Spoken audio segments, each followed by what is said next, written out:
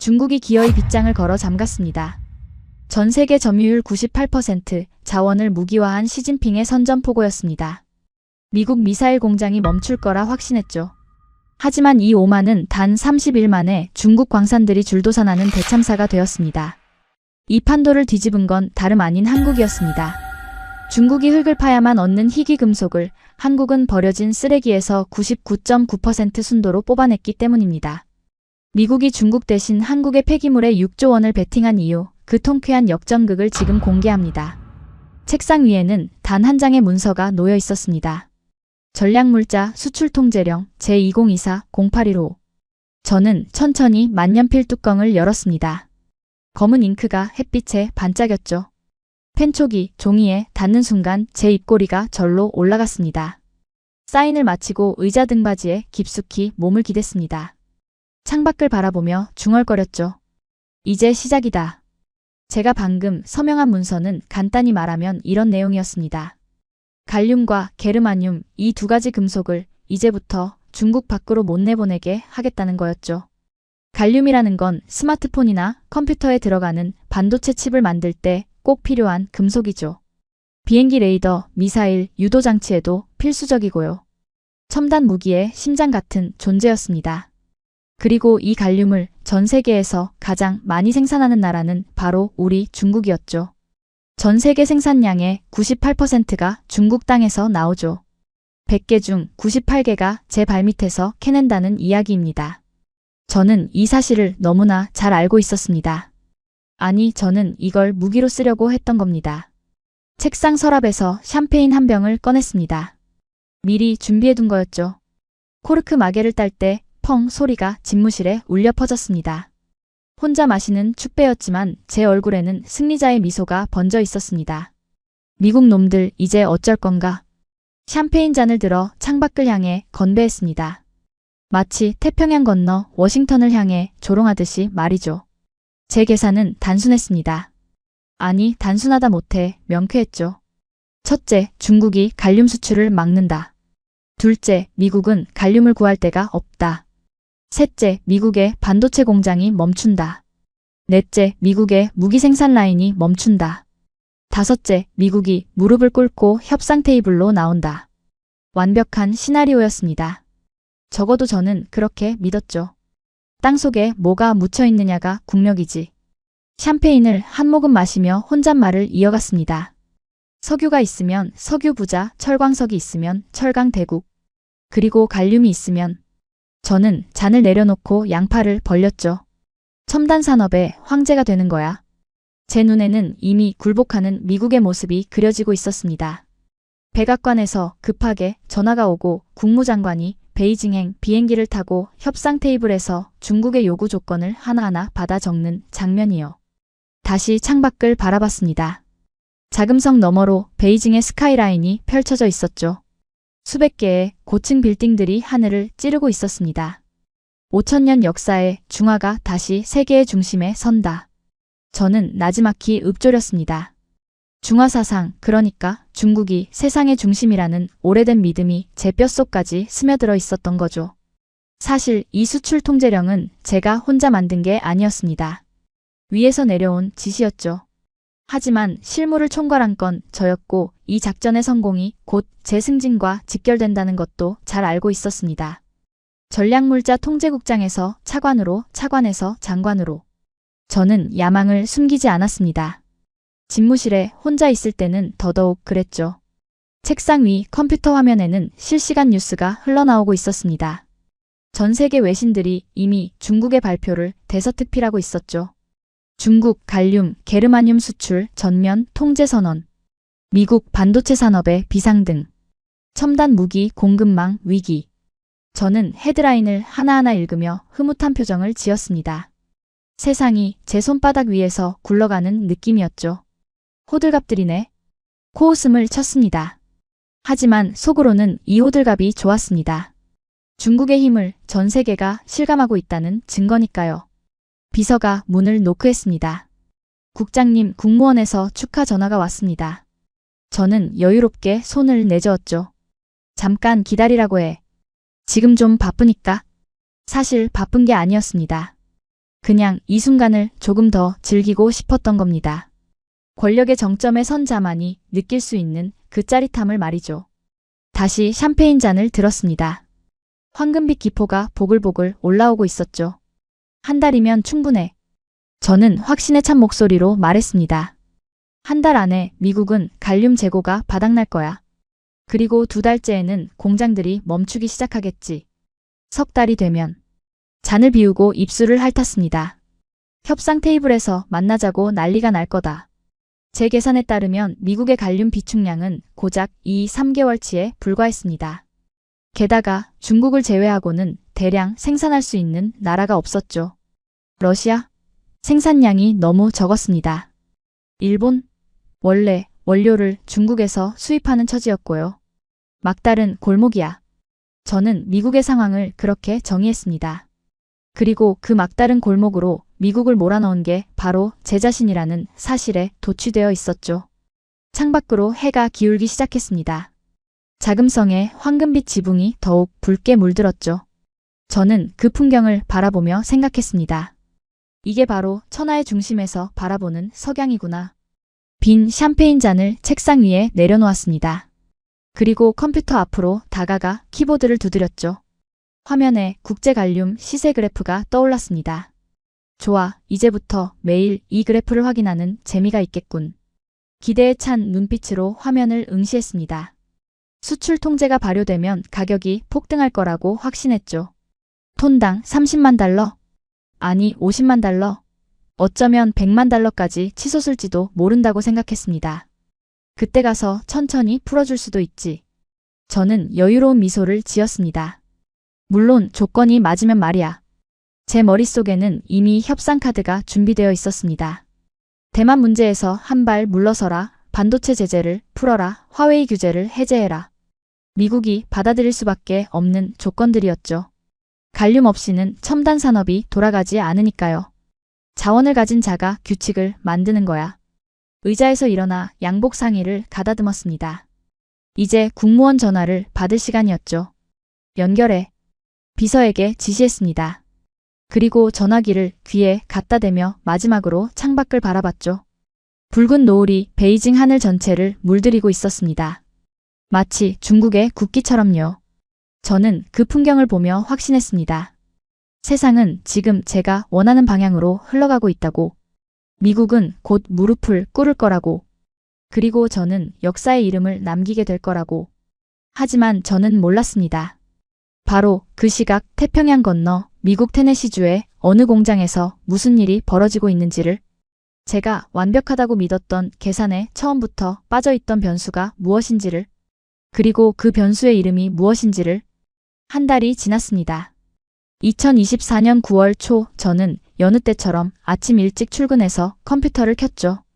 한 달 동안 매일 확인하던 그 화면 국제갈륨 시세 그래프를 띄웠습니다. 그런데 이상했습니다. 그래프가 움직이지 않았거든요. 아니, 정확히 말하면 움직이긴 했는데 제가 예상한 방향이 아니었습니다. 폭등은커녕 오히려 소폭 하락한 날도 있었죠. 한 달 전 제가 서명하던 날과 비교해서 가격이 거의 그대로였습니다. 뭐지? 저는 모니터를 2번 두드렸습니다. 혹시 화면이 멈춘 건가 싶어서요. 하지만 화면은 정상이었죠. 실시간으로 업데이트되고 있었습니다. 가격이 안 오른 겁니다. 진짜로. 이건 제 계산에 없던 일이었습니다. 중국이 갈륨 수출을 틀어막으면 당연히 가격이 치솟아야 했거든요. 공급이 줄면 가격이 오른다. 이건 초등학생도 아는 경제 원리였죠. 저는 급하게 정보국에 전화를 걸었습니다. 미국 반도체 공장들 현황 보고해. 수화기 너머로 들려온 대답은 더 황당했죠. 국장님, 미국 주요 반도체 라인 모두 정상 가동 중입니다. 뭐? 레이시온, 로키드 마틴 무기 생산 라인도 차질 없이 돌아가고 있고요. 저는 수화기를 꽉 쥐었습니다. 손에 땀이 배어나왔죠. 그게 무슨 소리야? 갈륨 없이 어떻게 공장을 돌려? 그게. 저희도 파악 중입니다. 파악 중이라고요? 한 달이나 지났는데 아직도 파악 중이라는 겁니까? 저는 전화를 끊고 의자에 털썩 주저앉았습니다. 머릿속이 복잡해지기 시작했죠. 분명히 뭔가 잘못된 건데 뭐가 잘못된 건지 알 수가 없었습니다. 그날 오후 정보국에서 긴급 보고서가 올라왔습니다. 저는 떨리는 손으로 파일을 열었죠. 첫 페이지부터 낯선 단어들이 눈에 들어왔습니다. 미국 테네시주, 클락스빌 산업단지, 한국아연. 한국아연? 저는 눈을 비볐습니다. 제대로 본 게 맞나 싶어서요. 보고서를 더 읽어내려갔습니다. 내용은 이랬죠. 미국 테네시주에 한국 기업이 세운 재련소가 있는데 거기서 갈륨을 생산하고 있다는 겁니다. 그것도 상당한 물량을요. 한국이? 저는 실소가 터졌습니다. 아니, 웃음이 나왔죠. 한국이라고요? 그 조그만 나라가? 땅덩어리가 중국 하나에 성만도 못한 그 나라가 갈륨을 생산한다고요? 말도 안 돼. 저는 보고서를 책상 위에 내던졌습니다. 분명히 정보가 잘못된 거라고 생각했죠. 갈륨을 생산하려면 일단 원료가 있어야 합니다. 갈륨은 주로 보크사이트라는 광석에서 나오는데 한국에는 보크사이트 광산이 없거든요. 자원이 없는 나라가 어떻게 갈륨을 만든다는 겁니까? 정보국 놈들이 일을 제대로 안 하는군. 저는 투덜거리며 다시 전화기를 들었습니다. 이 보고서 다시 검토해. 한국이 갈륨을 생산한다는 게 말이 되나? 하지만 정보국의 대답은 단호했죠. 국장님 3번이나 다른 경로로 확인했습니다. 위성사진, 현지 협조자 보고, 미국 세관 데이터까지 전부 일치합니다. 3번이나 확인했다고요? 저는 전화를 끊고 한참 동안 멍하니 앉아 있었습니다. 창밖으로 베이징의 하늘이 보였는데 한 달 전 그 붉은 노을이 생각났죠. 그때 저는 얼마나 의기양양했던가. 보고서를 다시 집어들었습니다. 이번에는 천천히 한 글자 한 글자 읽어내려갔죠. 고려아연은 2024년 8월 기준 테네시 공장에서 월 15톤의 고순도 갈륨을 생산 중이며 연말까지 월 30톤으로 증산 예정. 월 15톤이라고요? 저는 계산기를 두드렸습니다. 미국이 연간 필요로 하는 갈륨량이 대략 150톤에서 200톤 사이였죠. 월 15톤이면 연간 180톤. 거의 자급자족이 가능한 물량이었습니다. 이럴 리가 없는데? 저는 중얼거렸습니다. 하지만 숫자는 거짓말을 하지 않았죠. 갑자기 등골이 서늘해졌습니다. 에어컨 바람 때문이 아니었습니다. 뭔가 거대한 걸 놓치고 있다는 불안감이 밀려왔거든요. 하지만 저는 그 불안감을 애써 눌러버렸습니다. 아니야. 이건 분명히 뭔가 있어. 저는 스스로를 다독였죠. 한국 놈들이 갈륨을 만든다고? 광산도 없이? 말이 안 되잖아. 분명히 어디선가 밀수해온 거야.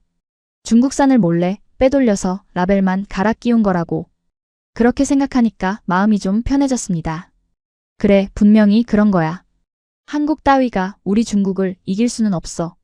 5천년 역사에 중화를 고작 반도 끝자락 조그만 나라가 어떻게 이기겠어. 저는 보고서를 서랍 안에 밀어 넣었습니다. 그리고 모니터 화면을 껐죠. 좀 더 지켜보자. 스스로에게 그렇게 말했습니다. 아직 한 달밖에 안 됐잖아. 미국 놈들이 숨겨둔 비축분을 쓰고 있는 것일 수도 있고 한국 공장이라는 것도 일시적인 현상일 거야. 곧 바닥이 드러나겠지. 하지만 가슴 한쪽이 이상하게 불편했습니다. 마치 양복 안주머니에 뭔가 날카로운 게 들어있는 것 같은 느낌이었죠. 신경 쓰지 않으려고 해도 계속 찔리는 그런 느낌 말입니다. 그날 밤 저는 잠을 설쳤습니다. 침대에 누워서 천장을 바라보는데 자꾸 그 단어가 머릿속을 맴돌았거든요. 한국아연, 테네시, 월 15톤. 에이, 말도 안 돼. 저는 몸을 뒤척이며 중얼거렸습니다. 한국이 뭘 안다고. 기껏해야 삼성이니 현대니아는 조립공장이나 돌리는 나라잖아. 원천 기술은 전부 미국이나 일본 거고 자원은 우리 중국한테 의존하면서. 그렇게 스스로를 안심시켰지만 이상하게 불안감은 가시지 않았습니다. 다음 날 아침 저는 출근하자마자 정보국에 추가 조사를 지시했습니다. 그 한국아연이라는 회사 뿌리부터 캐봐. 자본 구조, 기술 출처, 원료 조달 경로 전부 다. 부하 직원이 고개를 끄덕이며 나갔죠.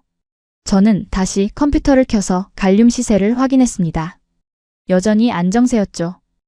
오르지도 내리지도 않는 지긋지긋한 수평선이었습니다. 대체 뭐가 어떻게 돌아가는 거야? 저는 모니터를 노려보며 이를 갈았습니다. 한 달 전 저는 세상을 손바닥 위에 올려놓았다고 믿었습니다. 미국을 무릎 꿇릴 완벽한 계획을 실행했다고 확신했죠. 그런데 지금 상황은 제 예상과 완전히 다르게 흘러가고 있었습니다. 그리고 그 한복판에 한국이라는 변수가 있었습니다. 저는 아직 그 변수의 정체를 몰랐습니다.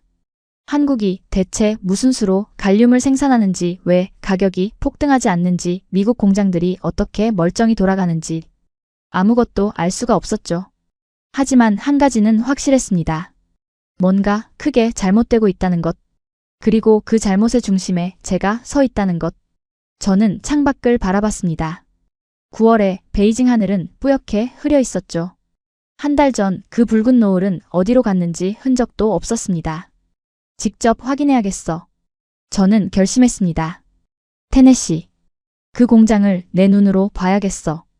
2024년 9월 중순 저는 베이징을 떠났습니다. 공식 일정은 휴가였죠.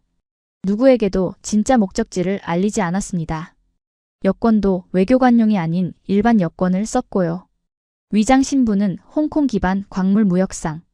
이름은 천웨이로 정했습니다. 비행기가 내슈빌 국제공항에 착륙했을 때 저는 창밖을 내다보며 생각했죠. 여기서 뭘 찾게 될까? 솔직히 말하면 저는 아무것도 찾지 못할 거라고 예상했습니다. 한국 공장이라는 게 실체가 없는 허상일 거라고, 정보국이 뭔가 착각한 거라고 믿고 싶었거든요. 직접 눈으로 확인하고 거봐 아무것도 없잖아 라고 말하려던 거였죠. 공항에서 렌터카를 빌렸습니다. 내비게이션에 클락스빌을 찍었죠. 내슈빌에서 북쪽으로 1시간 거리였습니다. 테네시의 9월은 생각보다 덥더군요. 에어컨을 틀고 고속도로를 달리는데 양쪽으로 끝없는 옥수수밭이 펼쳐졌습니다. 전형적인 미국 중부의 풍경이었죠. 이런 시골 한복판에 첨단 재련소가 있다고? 저는 속으로 코웃음을 쳤습니다. 1시간쯤 달렸을까요? 내비게이션이 목적지 근처입니다. 라고 안내했습니다. 저는 속도를 줄이고 주변을 둘러봤죠. 그리고 멈췄습니다. 눈앞에 거대한 건물이 나타났거든요. 처음에는 그게 뭔지 몰랐습니다. 너무 커서요. 축구장 10개는 들어갈 것 같은 부지에 은빛 건물들이 줄지어 서 있었죠. 굴뚝에서는 하얀 수증기가 피어오르고 있었고요. 그런데 제 시선을 사로잡은 건 따로 있었습니다. 정문 위에 걸린 깃발이었죠. 태극기. 빨간색과 파란색이 선명한 태극 문양이 테네시의 바람에 펄럭이고 있었습니다. 그 옆에는 성조기가 나란히 걸려 있었고요. 그 아래로 영문 간판이 보였죠. 한국 아연 테네시. 저는 차를 길가에 세우고 한참 동안 그 광경을 바라봤습니다. 심장이 빠르게 뛰기 시작했죠. 이건 허상이 아니었습니다. 진짜였어요. 눈앞에 실물이 떡하니 서 있었거든요. 이게 대체. 저는 중얼거렸습니다. 하지만 말을 잇지 못했죠. 정신을 가다듬고 차에서 내렸습니다. 일단 더 가까이 가서 봐야겠다고 생각했죠. 무역상 행세를 하면 공장 투어 정도는 할 수 있을 거라고 계산했습니다. 정문으로 다가가는데 트럭 한 대가 제 옆을 지나쳤습니다. 대형 컨테이너를 실은 트럭이었죠. 그 뒤로 또 한 대, 또 한 대. 줄지어 공장 안으로 들어가고 있었습니다. 뭘 저렇게 많이 실어 나르는 거지? 저는 트럭 옆면에 적힌 글씨를 읽었습니다. 전자폐기물 재활용 인증. 전자폐기물 재활용 인증? 이해가 안 됐습니다. 갈륨을 만드는 공장에 왜 폐기물 트럭이 들어가는 거죠? 뭔가 이상했지만 일단 안으로 들어가 봐야 알 수 있을 것 같았습니다. 정문 경비실에서 방문 등록을 했습니다. 홍콩에서 온 광물 무역상이고 갈륨 구매 가능성을 타진하러 왔다고 말했죠. 경비원은 무표정하게 고개를 끄덕이더니 어디론가 전화를 걸었습니다. 잠시 후 젊은 한국인 직원이 나왔습니다. 깔끔한 작업복 차림이었죠. 가슴에 한국 아연 로고가 박혀 있었고요. 천웨이 씨? 저는 김재원이라고 합니다. 영업팀 소속이에요. 유창한 영어였습니다. 악센트가 거의 없더군요. 저는 악수를 하며 그의 얼굴을 살폈죠. 30 초반쯤 돼 보였는데 눈빛이 묘하게 차분했습니다. 아니, 차분하다 못해 무심하다고 해야 할까요? 공장 견학을 원하신다고요? 네, 가능하다면요. 물론이죠. 따라오세요. 그는 아무런 경계심 없이 저를 안내했습니다. 너무 쉽게 들여보내줘서 오히려 의아했죠.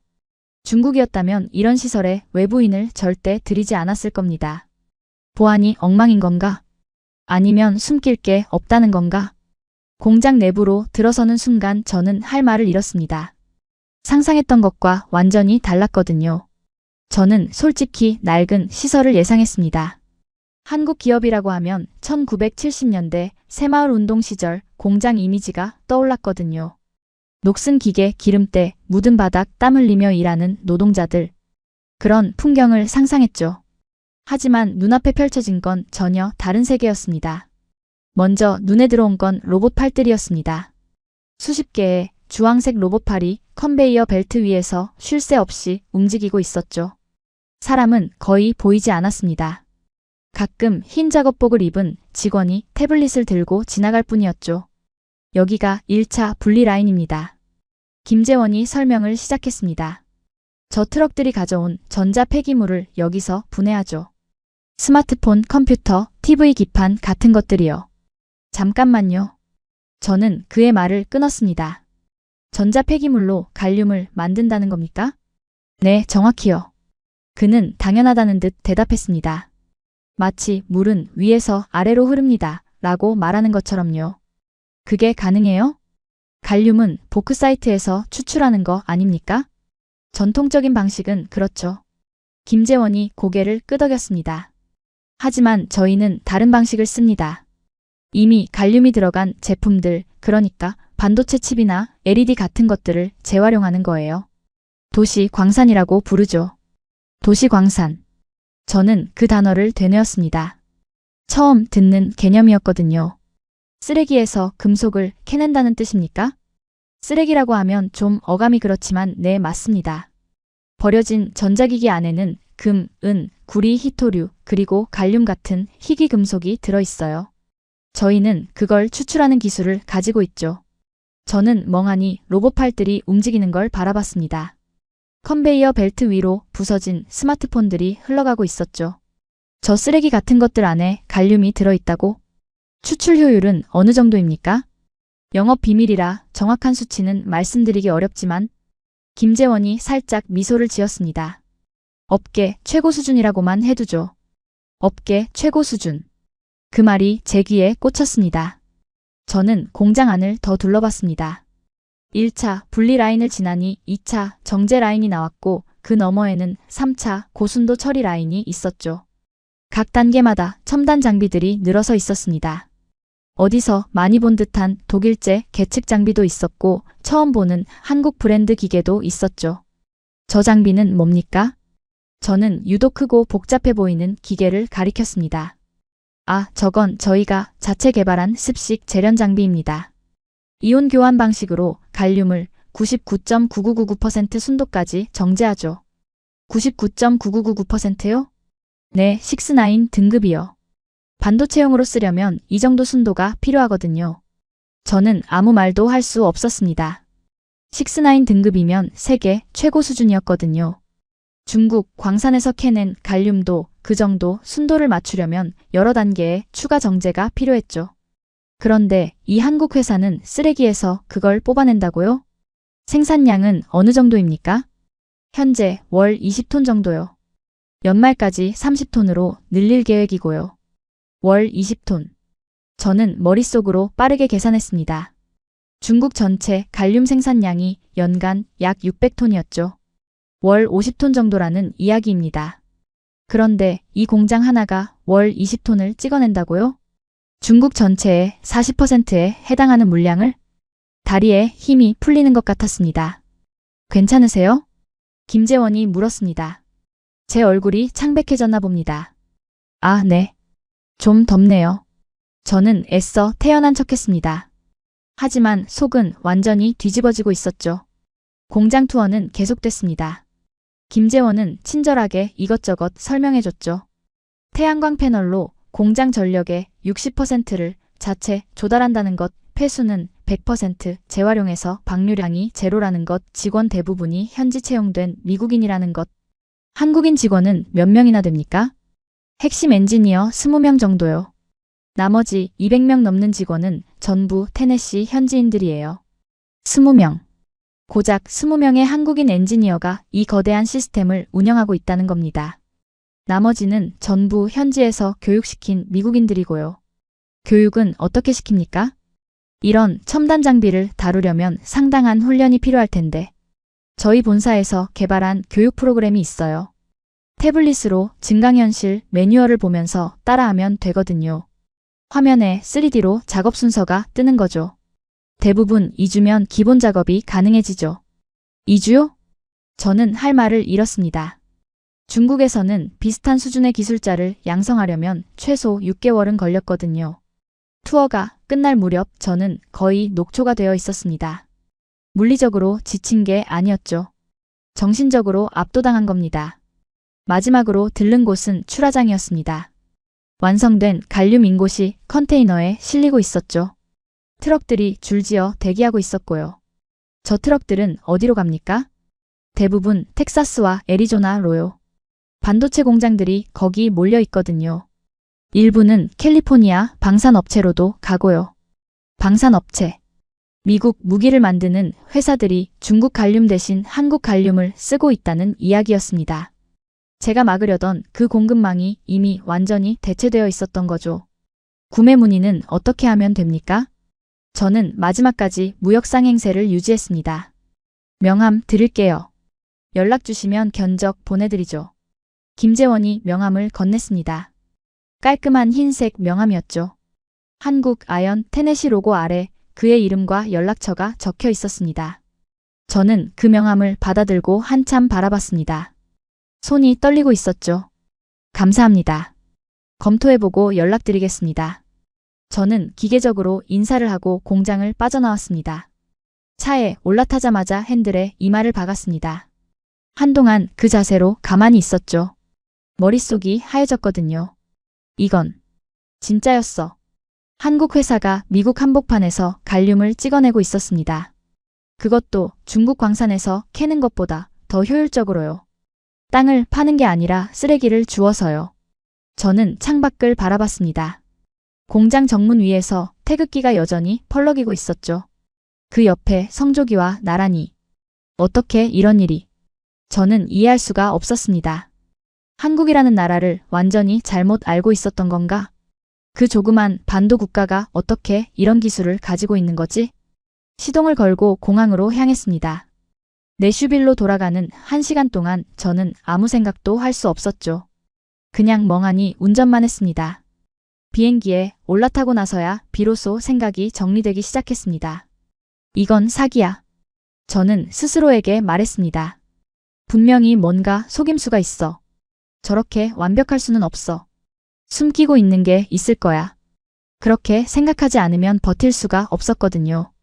제가 서명한 그 명령서, 제가 확신했던 그 계획, 제가 꿈꿨던 그 승리. 그 모든 게 한순간에 무너지는 걸 인정할 수 없었습니다. 조작이야. 틀림없어. 저는 비행기 창밖을 바라보며 되뇌었습니다. 하지만 주머니 안의 명함이 자꾸 손끝에 느껴졌죠. 김재원이라는 이름이 적힌 그 하얀 명함이요. 그리고 그 명함 위에 선명하게 박힌 4글자가요. 한국 아연. 베이징으로 돌아오는 비행기 안에서 저는 14시간 동안 한숨도 자지 못했습니다. 눈을 감으면 그 장면들이 떠올랐거든요. 은빛 건물 위에서 펄럭이던 태극기. 끊임없이 드나들던 트럭 행렬. 쉴 새 없이 움직이던 주황색 로봇 팔들. 그리고 업계 최고 수준이라고만 해두죠. 라며 살짝 미소 짓던 그 한국인 직원의 얼굴. 저는 이코노미석 좁은 자리에서 몸을 뒤척였습니다. 옆자리 승객이 짜증스러운 눈으로 쳐다봤지만 신경 쓸 여유가 없었죠. 이건 사기야. 저는 속으로 되뇌었습니다. 분명히 어딘가 구멍이 있어. 하지만 아무리 생각해도 그 구멍이 뭔지 찾을 수가 없었습니다. 직접 눈으로 봤거든요. 트럭에서 내려진 전자 폐기물이 컨베이어 벨트를 타고 들어가고 맨 끝에서 은빛 갈륨 인곳이 나오는 걸요. 그게 가짜라면 대체 뭐가 진짜란 말입니까? 베이징 서우두 공항에 내렸을 때 저는 거의 폐인 상태였습니다. 눈 밑에 다크서클이 내려앉았고 양복은 구겨질 대로 구겨져 있었죠. 세관을 통과하는데 직원이 여권 사진과 제 얼굴을 번갈아 보더군요. 그만큼 꼴이 말이 아니었던 겁니다. 집에 가지 않고 바로 사무실로 향했습니다. 새벽 4시였지만 상관없었죠. 어차피 잠이 올 리 없었으니까요. 집무실 문을 열고 불을 켰습니다. 익숙한 풍경이 눈에 들어왔죠. 커다란 책상, 가죽 의자, 창밖으로 보이는 베이징 스카이라인. 2주 전 제가 샴페인을 터뜨렸던 바로 그 방이었습니다. 저는 의자에 털썩 주저앉았습니다. 그리고 한참 동안 천장만 바라봤죠. 대체 뭐가 잘못된 거지? 머릿속이 엉켜서 풀리지 않았습니다. 분명히 완벽한 계획이었거든요. 갈륨의 98%를 쥐고 있으니까 수출만 막으면 끝이었습니다. 이건 초등학생도 이해할 수 있는 논리였죠. 그런데 왜 미국은 멀쩡한 거죠? 왜 가격은 안 오르는 거죠? 왜 한국 회사가 테네시 한복판에서 갈륨을 찍어내고 있는 거죠? 저는 주머니에서 그 명함을 꺼냈습니다. 김재원. 한국 아연 테네시. 흰 바탕에 검은 글씨가 새벽 형광등 아래서 선명하게 보였죠. 명함을 들고 있는 손이 떨리고 있었습니다. 저는 그 떨림을 멈추려고 손을 꽉 쥐었습니다. 하지만 떨림은 멈추지 않았죠. 손에서 시작된 떨림이 팔에서 어깨로 번져갔습니다. 진정해. 진정하라고. 저는 깊게 숨을 들이쉬었습니다. 하지만 가슴이 답답해서 숨이 제대로 들어오지 않았죠. 넥타이가 목을 조르는 것 같았습니다. 저는 넥타이 매듭을 잡아당겼습니다. 1번, 2번. 결국 넥타이를 완전히 풀어서 책상 위에 내던졌죠. 셔츠 맨 윗단추도 풀었습니다. 그제야 숨이 좀 쉬어지더군요. 책상 서랍을 열어서 서류철을 꺼냈습니다. 테네시 출장 전에 정보국에서 올린 보고서였죠. 저는 그걸 다시 펼쳐서 읽기 시작했습니다. 한국 아연은 1974년 설립된 대한민국의 비철 금속 재련 기업으로 1974년이라고요? 저는 눈을 비볐습니다. 50년이나 된 회사였던 겁니다. 어제 오늘 생긴 벤처 기업이 아니었어요. 세계 최대의 아연 재련 회사이며 연간 아연 생산량 100만 톤 이상으로 세계 시장 점유율 약 10%를 차지. 세계 최대? 저는 그 문장에서 멈췄습니다. 세계 최대 아연 재련 회사가 한국에 있었다고요? 제가 몰랐던 겁니까? 아니면 관심을 안 가졌던 겁니까? 보고서를 더 읽어 내려갔습니다. 2010년대부터 도시 광산 사업에 진출하여 전자 폐기물에서 희귀금속을 추출하는 기술 개발에 성공. 2010년대. 14년 전부터 이 기술을 개발하고 있었다는 겁니다. 저는 그동안 뭘 하고 있었던 거죠? 중국이 갈륨 시장을 장악하고 있다고 자만하는 동안 한국은 조용히 다른 길을 파고 있었던 겁니다. 보고서를 든 손에서 땀이 배어나왔습니다. 종이가 축축해지기 시작했죠. 저는 보고서를 책상 위에 내려놓고 손바닥을 바지에 문질렀습니다. 아니야. 저는 고개를 저었습니다. 이건 과장된 거야. 정보국 놈들이 뻥을 친 거라고. 그렇게 생각하려고 했습니다. 하지만 제가 직접 본 것들이 머릿속에서 지워지지 않았죠. 그 거대한 공장, 그 첨단 장비들, 그 쉴 새 없이 돌아가는 생산 라인. 저건 쇼야. 저는 다시 한번 되뇌었습니다. 광산도 없는 한국이 어디서 원료를 가져와? 말이 안 되잖아. 그때 한 가지 생각이 떠올랐습니다. 그래, 밀수야. 분명히 밀수일 거야. 저는 벌떡 일어났습니다. 갑자기 머릿속이 맑아지는 기분이었죠. 중국산 갈륨을 몰래 빼돌려서 미국으로 보내는 거야. 홍콩이나 싱가포르를 경유하면 가능하지. 그리고 거기서 라벨만 한국산으로 바꿔 붙이는 거고. 그렇게 생각하니까 모든 게 설명이 됐습니다. 한국에는 광산이 없으니까 원료를 직접 생산할 수 없죠. 그럼 결국 중국산을 쓸 수밖에 없는 겁니다. 저 테네시 공장은 그냥 포장 공장에 불과한 거예요. 실제 갈륨은 전부 중국에서 온 거고요. 그래, 이거야. 이게 진실이야. 저는 다시 의자에 앉았습니다. 한결 마음이 편해졌죠. 아까까지의 그 답답함, 그 불안감이 사라지는 것 같았습니다. 한국 놈들이 꼼수를 쓰는 거야. 겉으로는 첨단 기술인 척하면서 속으로는 중국 갈륨을 빼돌리고 있는 거지. 저는 고개를 끄덕였습니다. 이 가설이 마음에 들었거든요. 이게 사실이라면 제 계획은 여전히 유효했습니다. 밀수 루트만 막으면 되니까요. 하지만 말입니다. 머릿속 한구석에서 작은 목소리가 들려왔습니다. 그럼 그 전자 폐기물 트럭은 뭐였지? 저는 그 목소리를 무시하려고 했습니다. 하지만 자꾸 떠올랐죠. 전자 폐기물 재활용 인증이라고 적힌 그 트럭들. 줄지어 공장 안으로 들어가던 그 행렬. 저건 위장이야. 저는 스스로에게 말했습니다. 쓰레기 트럭으로 위장해서 갈륨을 반입하는 거지. 누가 폐기물 트럭을 의심하겠어? 그래, 그게 맞아. 저는 다시 고개를 끄덕였습니다. 하지만 또 다른 목소리가 들려왔죠. 그럼 그 로봇 팔들은? 컨베이어 벨트 위에서 스마트폰을 분해하던 그 장비들은? 저는 이마를 손으로 감쌌습니다. 머리가 지끈거리기 시작했거든요. 그것도 쇼야.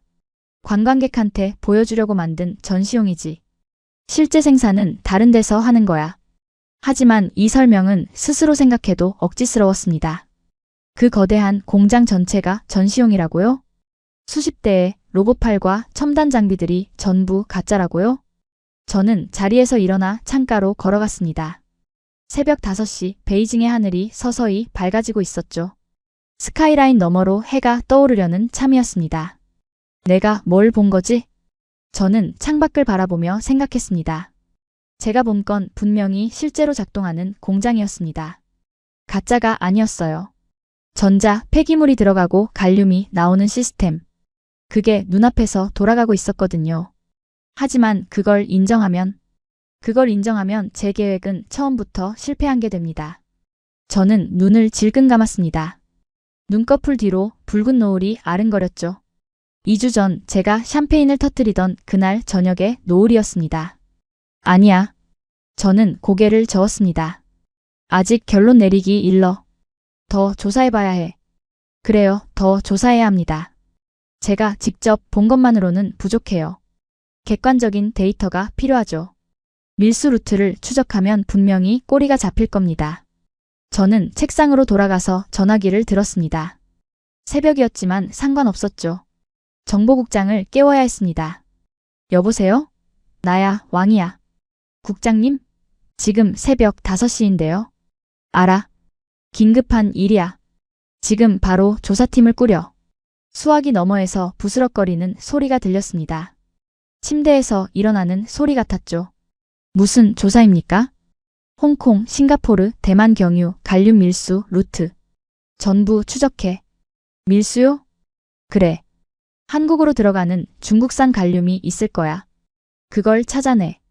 전화를 끊고 나니 한결 마음이 놓였습니다. 밀수 루트만 찾아내면 모든 게 해결돼요. 한국의 기술이라는 게 결국 중국 원료에 의존하고 있다는 걸 증명하면 되는 거죠. 저는 의자에 기대앉아 잠시 눈을 감았습니다. 피로가 밀려왔거든요. 하루 이상 제대로 자지 못한 상태였죠. 조금만 눈을 붙이자. 그렇게 생각하며 눈을 감았습니다. 꿈을 꿨습니다. 테네시 공장에 서 있었죠. 그런데 이상하게도 태극기가 아니라 오성홍기가 펄럭이고 있었습니다. 중국 국기요. 저는 안도했죠. 그래, 이게 맞지 라고 생각했습니다. 하지만 문을 열고 안으로 들어가니 텅 비어 있었습니다. 아무것도 없었어요. 로봇팔도, 컨베이어 벨트도, 장비도. 그냥 황량한 창고 같았죠. 어디 갔지? 제가 소리쳤습니다. 메아리가 텅 빈 공간에 울려 퍼졌죠. 그때 뒤에서 목소리가 들렸습니다. 찾고 계신 건 여기 없습니다. 돌아보니 김재원이 서 있었습니다. 그 한국인 직원이요. 그는 여전히 차분한 미소를 짓고 있었죠. 뭐가 없다는 거야? 원료요. 그는 말했습니다. 저희는 원료가 필요 없거든요. 말도 안 돼. 저는 소리쳤습니다. 갈륨을 만들려면 원료가 있어야지. 보크사이트든 뭐든. 그건 옛날 방식이죠. 그는 웃으며 말했습니다. 저희는 이미 만들어진 걸 다시 쓰는 겁니다. 새로 캘 필요가 없어요. 저는 뭐라고 대꾸하려 했습니다. 하지만 입이 열리지 않았죠. 목소리가 나오지 않았습니다. 김재원이 한 발짝 다가왔습니다. 국장님은 땅만 보셨죠? 그가 말했습니다. 하늘은 안 보셨고요. 무슨 소리야? 쓰레기는 땅에서 나오지 않습니다. 사람들 손에서 나오죠. 그리고 그 쓰레기 안에는 그가 손을 들어 제 가슴 쪽을 가리켰습니다. 금이 들어있어요. 닥쳐! 저는 소리치며 깨어났습니다. 심장이 미친 듯이 뛰고 있었습니다. 셔츠가 땀으로 젖어 있었죠. 저는 의자에서 벌떡 일어났습니다. 현기증이 나서 책상 모서리를 잡아야 했어요. 창밖을 보니 해가 떠 있었습니다. 아침 8시였죠. 3시간쯤 잔 모양이었습니다. 꿈이었어. 저는 가슴을 쓸어내렸습니다. 그냥 꿈이야. 하지만 그 한국인 직원의 목소리가 아직도 귓가에 맴돌았습니다. 쓰레기 안에는 금이 들어있어요. 저는 고개를 세차게 저었습니다. 꿈 따위에 흔들릴 수는 없었죠. 책상 위에 있는 보고서를 다시 집어들었습니다. 그리고 빨간 펜으로 크게 써넣었죠. 밀수 의혹 조사 필요. 이게 답이었습니다. 한국의 기술이라는 건 허상이에요. 실체는 중국 갈륨의 밀수였죠. 저는 그렇게 믿기로 했습니다. 그렇게 믿지 않으면 버틸 수가 없었으니까요. 바로 그때 전화벨이 울렸습니다. 국장님, 정보국 분석팀입니다. 빨리 말해. 말씀하신 밀수 루트 조사 결과가 나왔습니다. 저는 숨을 죽였습니다. 심장이 다시 빠르게 뛰기 시작했죠. 어떻게 됐어? 홍콩, 싱가포르, 대만 전부 조사했습니다. 지난 1년간 중국발 갈륨 밀수 기록은 잠시 침묵이 흘렀습니다. 없습니다. 뭐? 밀수 기록이 없습니다. 한국으로 가는 비공식 갈륨 루트는 확인되지 않았습니다. 저는 전화기를 든 채로 멍하니 서 있었습니다. 손에 힘이 풀려서 수화기가 미끄러지려는 걸 간신히 잡았죠. 그럴 리가 없어. 3번 교차 검증했습니다. 세관 데이터, 해운 기록, 금융 추적까지 전부요. 밀수는 없습니다. 저는 전화를 끊지 못하고 한참 서 있었습니다. 수화기에서 신호음이 울려도 내려놓지 못했죠.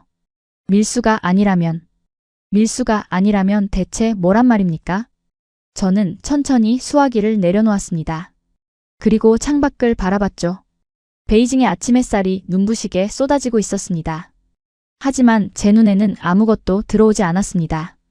그냥 하얗게 번지는 빛만 보였죠. 한국이 진짜로. 저는 그 생각을 끝까지 마치지 못했습니다. 마치면 안 될 것 같았거든요. 책상 위에 놓인 그 명함이 눈에 들어왔습니다. 한국 아연. 흰 바탕 위에 검은 글씨가 저를 비웃는 것 같았습니다. 저는 그 명함을 찢어버렸습니다. 한국 아연. 그 4글자가 적힌 흰 종이를 2손으로 잡고 반으로 찢었죠. 그리고 다시 반으로. 또다시 반으로. 손톱만한 조각들이 책상 위에 흩어졌습니다. 한국 따위가. 저는 이를 악물었습니다. 감히. 밀수가 아니라고요? 좋아요, 인정하죠. 한국이 정말로 쓰레기에서 갈륨을 뽑아내는 기술을 가지고 있다고 칩시다. 그래서 뭐요? 그게 뭐 어쨌다는 겁니까? 저는 벌떡 일어났습니다. 주먹으로 책상을 내리쳤죠. 쿵. 둔탁한 소리가 집무실에 울렸습니다. 기술이 있으면 뭘 해? 돈이 없으면 끝인데? 그 순간 머릿속에서 뭔가가 번쩍했습니다. 돈. 그래요, 돈이었습니다. 이건 기술 싸움이 아니에요. 자본 싸움이죠. 아무리 좋은 기술이 있어도 돈줄이 마르면 끝입니다. 공장을 돌리려면 전기세가 필요하고 직원 월급이 필요하고 장비 유지비가 필요하죠. 그 모든 게 돈이에요. 저는 다시 의자에 앉았습니다. 하지만 이번에는 달랐죠. 패배감이 아니라 승리감이 밀려왔거든요. 가격 전쟁을 하면 된다. 저는 중얼거렸습니다. 손가락이 책상을 두드리기 시작했죠. 톡톡톡. 리듬이 점점 빨라졌습니다. 갈륨 가격을 바닥까지 떨어뜨리는 겁니다. 중국이 전 세계 생산량의 98%를 쥐고 있으니까 가격 결정권은 우리한테 있죠. 가격을 원가 이하로 낮추면 어떻게 될까요? 한국 공장은 이익이 안 납니다. 아무리 효율적인 기술이 있어도 팔면 팔수록 손해를 보게 되죠.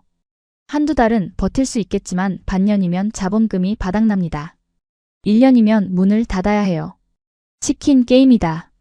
저는 미소를 지었습니다. 처음으로 웃음이 나왔죠. 치킨 게임. 두 대의 차가 서로를 향해 돌진하는 거예요. 먼저 핸들을 꺾는 쪽이 지는 거죠. 겁쟁이 치킨이 되는 겁니다. 이 싸움에서 중국이 질 리가 없었습니다. 우리는 국가예요. 광산도 국가 소유고 재련소도 국가 소유죠. 손해를 봐도 정부가 보전해줍니다. 하지만 한국? 민간 기업이잖아요. 주주들이 가만 안 있죠.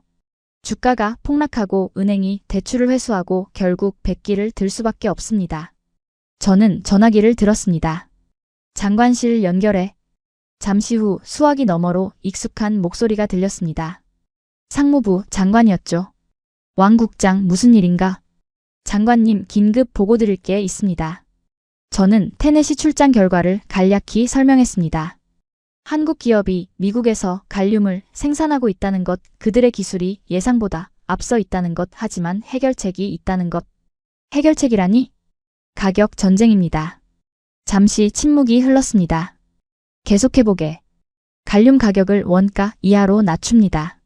전 세계 시장에 물량을 쏟아부으면 가격이 폭락하죠. 한국 공장은 버틸 수 없습니다. 우리도 손해 아닌가? 단기적으로는 그렇습니다. 하지만 장기적으로 보면 이득이죠. 한국 공장이 문을 닫으면 시장은 다시 우리 것입니다. 그때 가격을 올리면 됩니다. 다시 침묵이 흘렀습니다. 장관이 생각하는 소리가 들리는 것 같았죠. 리스크는 없습니다. 저는 단호하게 말했습니다. 우리는 국가입니다. 한국은 기업이고요. 자본금 싸움에서 국가를 이길 기업은 없습니다. 수화기 너머에서 한숨 소리가 들렸습니다. 그리고 나서 장관이 말했죠. 좋아. 올려보게. 저는 전화를 끊고 주먹을 불끈 쥐었습니다. 됐어. 다음 날 저는 국무원에 정식 보고서를 제출했습니다. 제목은 전략물자 가격 조정을 통한 시장 재편 방안이었죠. 관료적인 표현이지만 내용은 단순했습니다. 갈륨을 싸게 팔아서 경쟁자를 죽이자는 거였어요. 보고서는 이틀 만에 승인됐습니다. 국무원 총리의 직인이 찍혀서 내려왔죠. 저는 그 문서를 들고 회의실로 향했습니다. 전국 갈륨 생산 기업 대표들을 소집했거든요. 국유 기업 10곳, 민간 기업 15곳. 중국 갈륨 산업의 모든 플레이어가 한자리에 모였습니다. 회의실 문을 열고 들어서는 순간 모든 시선이 저한테 쏠렸습니다. 저는 정면 스크린 앞에 섰죠. 오늘부터 새로운 지침이 내려갑니다. 저는 리모컨을 눌렀습니다. 스크린에 숫자가 떴죠. 목표 판매가 킬로그램당 280달러. 회의실이 술렁였습니다. 당연하죠. 현재 시장 가격이 킬로그램당 450달러 정도였거든요. 그리고 생산 원가가 대략 320달러 수준이었고요. 잠깐만요, 국장님. 한 기업 대표가 손을 들었습니다. 얼굴이 하얘져 있더군요. 280달러면 원가 이하입니다. 팔면 팔수록 손해를 보는데요? 맞습니다. 저는 담담하게 대답했습니다. 그래서요? 그래서요, 라니. 우리가 왜 손해를 봐야 합니까? 저는 그 대표를 똑바로 쳐다봤습니다. 그의 눈이 불안하게 흔들리고 있었죠. 손해는 국가가 보전합니다. 보전이요? 원가와 판매가 차이만큼 보조금을 지급합니다. 여러분은 손해볼 일 없어요. 회의실이 다시 술렁였습니다. 하지만 이번에는 분위기가 달랐죠. 손해 볼 일 없다는 말에 표정들이 밝아졌거든요. 이건 국가 전략입니다. 저는 목소리를 높였습니다. 지금 미국에서 한국 기업이 갈륨을 생산하고 있습니다. 우리가 10년, 20년 동안 쌓아온 시장 지배력을 빼앗으려 하고 있죠. 가만히 두겠습니까? 아무도 대답하지 않았습니다. 저는 계속했죠. 가격을 낮추면 한국 공장은 버틸 수 없습니다. 6개월이면 자본금이 바닥나고 1년이면 문을 닫아요. 그때 우리가 다시 가격을 올리면 됩니다. 간단하죠? 한 대표가 조심스럽게 물었습니다. 한국 공장이 정말 6개월 안에 무너질까요? 저는 코웃음을 쳤습니다. 무너지지 않을 이유가 있습니까? 그 나라 GDP가 얼마인지 아십니까? 중국의 10분의 1도 안 됩니다. 외환 보유고 비교도 안 되죠. 정부 지원? 민주주의 국가라 세금으로 기업 보조금 주면 난리가 납니다. 저는 스크린을 가리켰습니다. 우리는 국가입니다. 그들은 기업이에요. 체급이 다릅니다. 코끼리가 개미를 밟는 거예요. 승부는 이미 정해져 있습니다. 회의실 분위기가 완전히 바뀌었습니다. 불안해하던 표정들이 사라지고 자신감이 번지기 시작했죠. 실행 일자는 다음 주 월요일입니다. 저는 선언했습니다. 그때부터 모든 수출 물량은 킬로그램당 $280 이하로 책정됩니다. 질문 있습니까? 아무도 손을 들지 않았습니다. 좋습니다. 해산. 회의가 끝나고 저는 집무실로 돌아왔습니다. 창밖을 바라보니 해가 지고 있었죠. 붉은 노을이 베이징 하늘을 물들이고 있었습니다.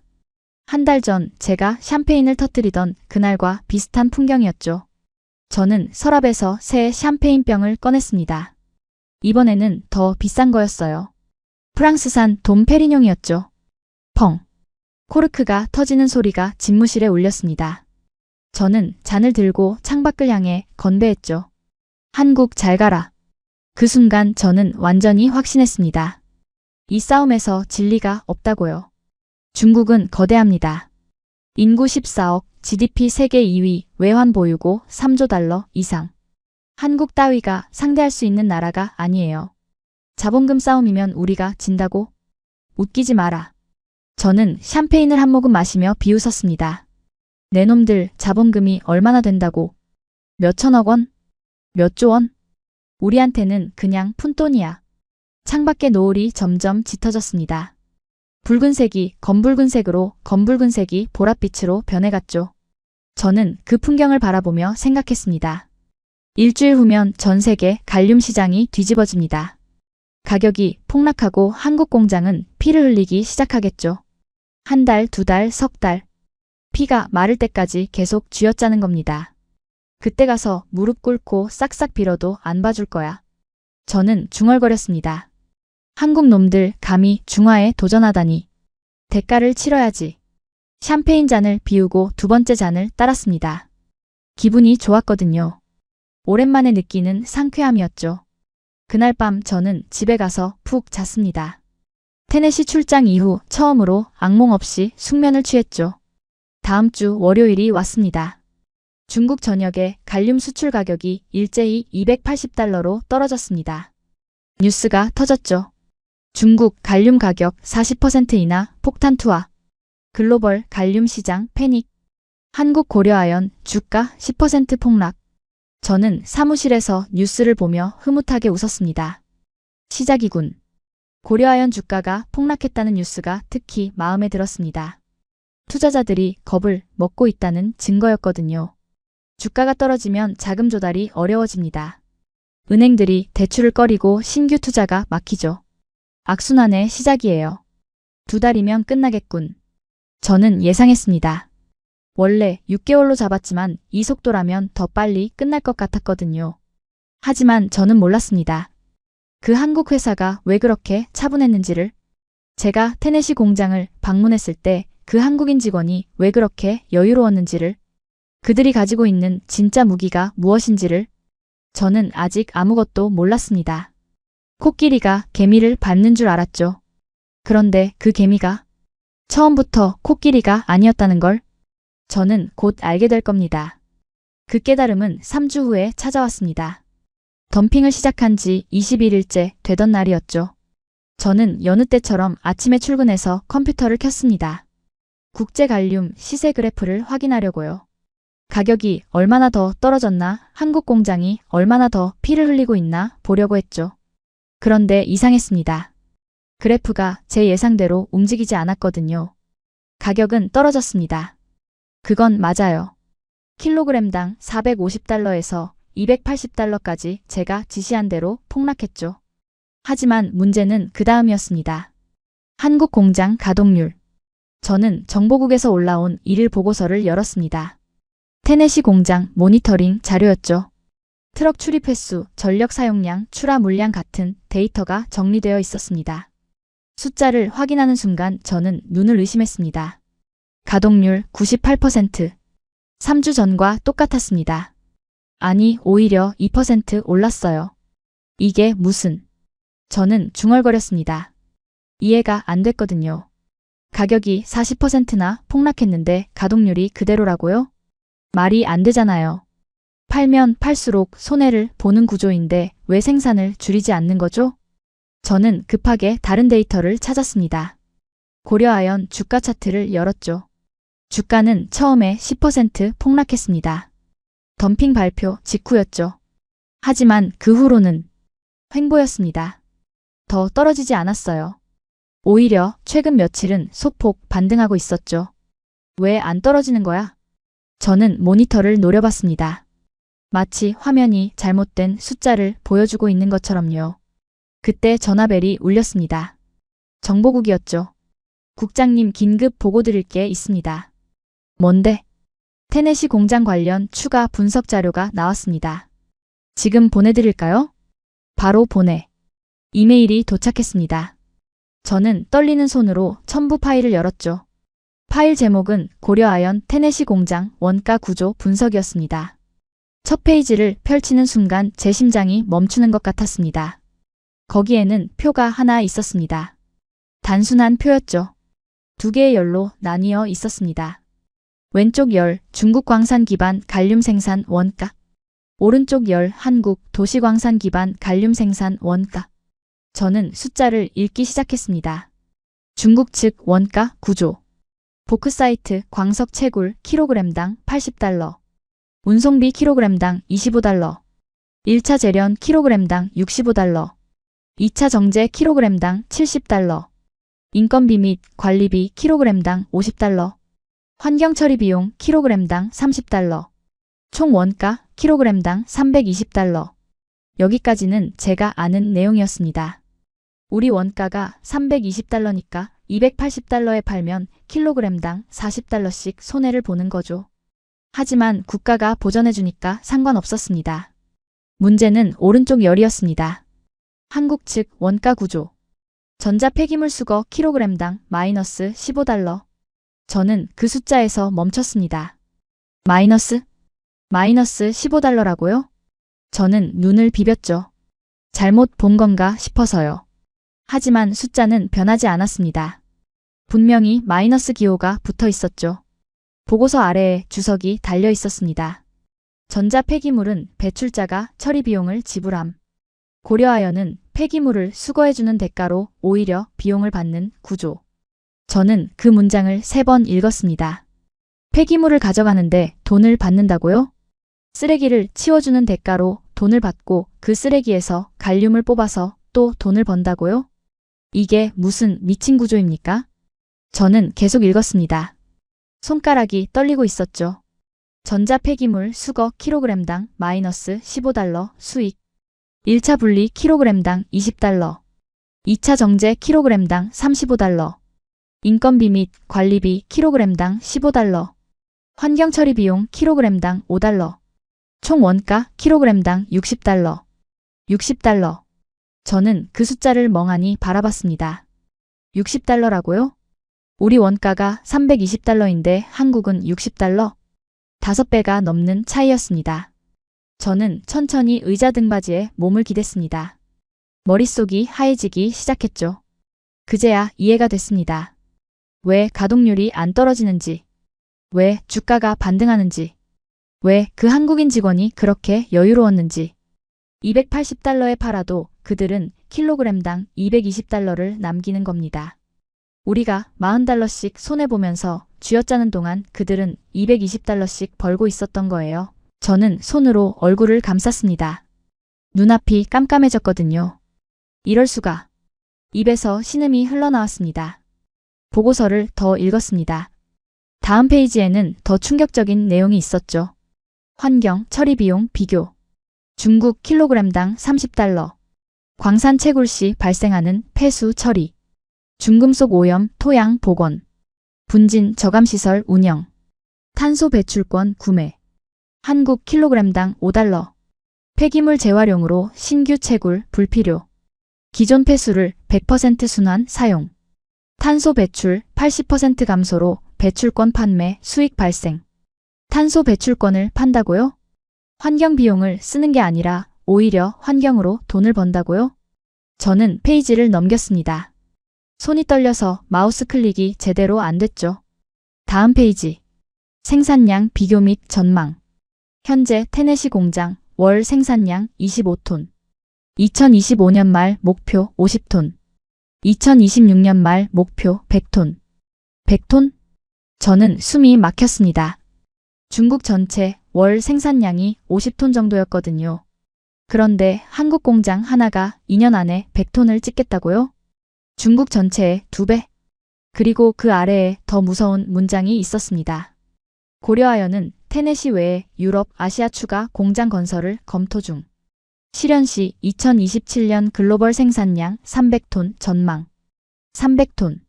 저는 계산기를 두드렸습니다. 손가락이 제대로 움직이지 않아서 여러 번 잘못 눌렀죠. 현재 전 세계 갈륨 연간 수요가 약 400톤이었습니다. 한국이 연간 300톤을 생산하면 시장의 75%를 먹는 겁니다. 중국은? 저는 창밖을 바라봤습니다. 아무것도 안 보였어요. 눈앞이 뿌옇게 흐려져 있었거든요. 우리가 덤핑을 하면 할수록 뭐가 벌어지는지 이제 이해했습니다. 우리는 킬로그램당 40달러씩 손해를 본다. 그들은 킬로그램당 220달러씩 번다. 우리가 1톤을 팔면 4만 달러를 잃는다. 그들이 1톤을 팔면 22만 달러를 번다. 우리가 한 달에 50톤을 팔면 200만 달러를 잃는다. 그들이 한 달에 25톤을 팔면 550만 달러를 번다. 저는 계산기를 책상 위에 내동댕이 쳤습니다. 미쳤어. 입에서 욕이 튀어나왔습니다. 완전히 미친 짓이었어. 덤핑은 상대방 숨통을 끊으려고 하는 거였습니다. 상대방이 버틸 수 없을 때까지 가격을 낮춰서 파산시키는 거죠. 그런데 이건 우리가 칼로 제 살을 베고 있는 거였습니다. 가격을 낮추면 낮출수록 우리만 피를 흘리고 그들은 멀쩡히 돈을 버는 구조. 우리가 쓰러질 때까지 그들은 웃으면서 지켜보기만 하면 되는 거였어요. 저는 벌떡 일어났습니다. 의자가 뒤로 밀려나며 벽에 부딪혔죠. 회의실로 뛰어갔습니다. 비서한테 소리쳤어요. 긴급회의 소집해. 지금 당장. 30분 후 갈륨 생산 기업 대표들이 다시 모였습니다. 3주 전 제가 덤핑을 선언했던 그 회의실이었죠. 하지만 분위기는 완전히 달랐습니다. 대표들의 얼굴이 하나같이 어두웠거든요. 저를 쳐다보는 눈빛도 달랐습니다. 3주 전에는 기대와 복종이 섞여 있었는데 지금은 원망이었습니다. 국장님. 한 대표가 입을 열었습니다. 상황이 심각합니다. 알아. 저는 짧게 대답했습니다. 아시다시피 우리는 지금 킬로그램당 40달러씩 손해를 보고 있습니다. 정부 보조금이 나오기로 했지만 지급이 늦어지고 있어요. 자금 사정이. 알아? 저는 소리쳤습니다. 회의실이 조용해졌죠. 다 알고 있다고. 그래서 긴급회의를 소집한 거야. 하지만 사실 저는 해결책이 없었습니다. 아무 대책도 없이 회의를 소집한 거였죠. 그냥 어디론가 뛰어가야 할 것 같았거든요. 가만히 앉아 있으면 미칠 것 같았습니다. 국장님 솔직히 말씀드리겠습니다. 다른 대표가 말했습니다. 국유 기업 대표였죠. 이 덤핑은 실패입니다. 회의실이 술렁였습니다. 아무도 그 말에 반박하지 않았죠. 한국 공장 원가 구조를 분석해봤습니다. 저희도 독자적으로요. 그 대표가 서류를 꺼냈습니다. 그들의 원가는 킬로그램당 60달러 수준입니다. 우리가 280달러에 팔아도 그들은 충분히 이익을 남깁니다. 200달러에 팔아도 마찬가지고요. 심지어 100달러에 팔아도 그들은 손해가 아닙니다. 100달러. 저는 그 숫자에 숨이 막혔습니다. 100달러까지 내려도 그들은 이익이라고요? 그건 우리 원가의 3분의 1도 안 되는 가격이었습니다. 그렇게 되면 우리는 킬로그램당 220달러씩 손해입니다. 한 달에 50톤을 팔면 1100만 달러. 1년이면 1억 3천만 달러 넘게 잃는 겁니다. 회의실이 무거운 침묵에 빠졌습니다. 정부가 그만큼 보전해 줄 수 있습니까? 그 대표가 저를 똑바로 쳐다보며 물었습니다. 저는 대답하지 못했습니다. 목이 막혔거든요. 그만큼 보전해 줄 수 있느냐고요? 1년에 1억 달러가 넘는 돈을? 그것도 승산이 없는 싸움에? 그리고 더 큰 문제가 있습니다. 그 대표가 계속했습니다. 한국 공장은 용량을 늘리고 있습니다. 현재 월 25톤에서 연말까지 50톤으로, 내년에는 100톤까지요. 우리가 덤핑을 길게 끌수록 그들의 시장 점유율은 올라갑니다. 우리 돈으로 그들의 성장을 돕고 있는 셈이죠. 저는 그 말에 할 말을 잃었습니다. 맞는 말이었거든요. 우리가 가격을 낮추니까 전 세계 구매자들이 싼 값에 갈륨을 사고 있었습니다. 그 물량 중 일부는 중국산이었지만 점점 더 많은 물량이 한국산으로 대체되고 있었죠. 왜냐고요? 품질이 더 좋았으니까요. 보고서에 따르면 한국산 갈륨의 순도가 99.9999% 6-9 등급이었습니다. 중국산은 99.99% 4-9 등급이 대부분이었고요. 반도체 공장들은 당연히 고순도를 원했죠. 가격도 싸고 품질도 좋은데 누가 중국산을 사겠습니까? 그 대표의 질문에 아무도 대답하지 못했습니다. 저는 회의실 창밖을 바라봤습니다. 베이징 하늘이 뿌옇게 흐려 있었죠. 스모그 때문이었습니다. 공장 매연과 자동차 배기가스가 만들어낸 회색 안개. 문득 그 생각이 들었습니다. 우리는 땅을 파서 갈륨을 만든다. 그리고 그 과정에서 공기를 더럽히고 물을 오염시키고 땅을 파헤친다. 한국은 쓰레기를 주워서 갈륨을 만든다. 그리고 그 과정에서 쓰레기를 줄이고 환경을 정화하고 심지어 탄소 배출권까지 번다. 같은 갈륨인데? 같은 결과물인데? 과정이 완전히 달랐습니다. 우리는 자원을 소비하고 그들은 자원을 재생시키고 있었어요. 저는 갑자기 현기증이 났습니다. 회의실 탁자를 잡고 간신히 버텼죠. 국장님 괜찮으십니까? 누군가 물었습니다. 저는 손을 내저었죠. 회의 끝. 각자 자리로 돌아가. 대표들이 하나둘 회의실을 빠져나갔습니다. 저는 그 자리에 서서 움직이지 못했죠. 마지막으로 나가던 국유 기업 대표가 문 앞에서 멈췄습니다. 국장님. 그가 말했습니다. 덤핑을 중단해야 합니다. 지금이라도요. 더 늦으면 돌이킬 수 없습니다. 저는 대답하지 않았습니다. 그는 잠시 저를 바라보다가 나갔죠. 회의실에 혼자 남았습니다. 저는 천천히 의자에 앉았습니다. 그리고 두 손으로 얼굴을 감쌌죠. 미쳤어. 진짜 미쳤어. 그 말이 계속 나왔습니다. 제가 한 일을 돌아봤습니다. 8월에 수출 통제를 시작했죠. 미국을 무릎 꿇리겠다고. 하지만 미국은 꿈쩍도 안 했습니다. 한국이 대신 공급했거든요. 9월에 테네시 공장을 확인했습니다. 쇼일 거라고 밀수일 거라고 부정했죠. 하지만 진짜였습니다. 10월에 덤핑을 시작했습니다. 자본금 싸움에서 이기겠다고. 하지만 상대는 자본금 싸움이 필요 없는 구조였습니다. 저는 처음부터 끝까지 틀렸습니다. 모든 판단이 잘못됐어요. 적을 몰랐습니다. 적의 기술을 몰랐고 적의 원가 구조를 몰랐고 적의 전략을 몰랐습니다. 저는 맹인이었어요. 눈을 감고 칼을 휘두르다가 제 살을 베고 있었던 겁니다. 저는 휴대폰을 꺼냈습니다. 인터넷을 켜서 검색했죠.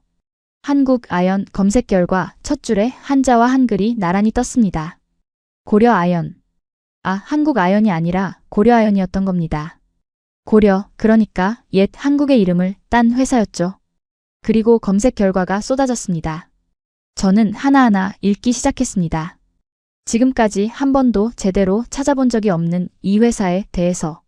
1974년 설립, 50년 역사, 세계 최대 아연 재련 회사, 연간 100만 톤 이상 생산, 비철금속 재련 기술 세계 1위, 도시 광산 분야 선도 기업, 전자 폐기물에서 30종 이상의 금속 추출 가능, 금, 은, 구리, 니켈, 코발트, 인듐, 갈륨, 게르마늄.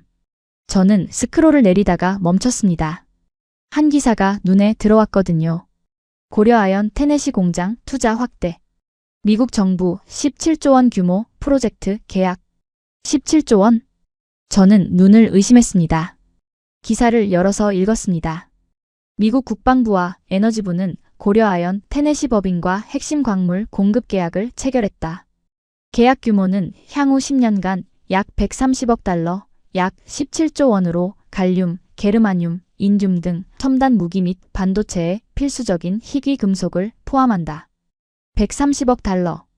10년 계약. 미국 정부가 직접. 저는 휴대폰을 손에서 떨어뜨렸습니다. 화면에 금이 갔지만 상관없었죠. 이건 끝난 거였습니다. 미국 정부가 한국 회사와 10년 계약을 맺었다는 건 그들이 더 이상 중국 갈륨이 필요 없다는 뜻이었습니다. 우리의 자원 무기는 무력화된 거예요.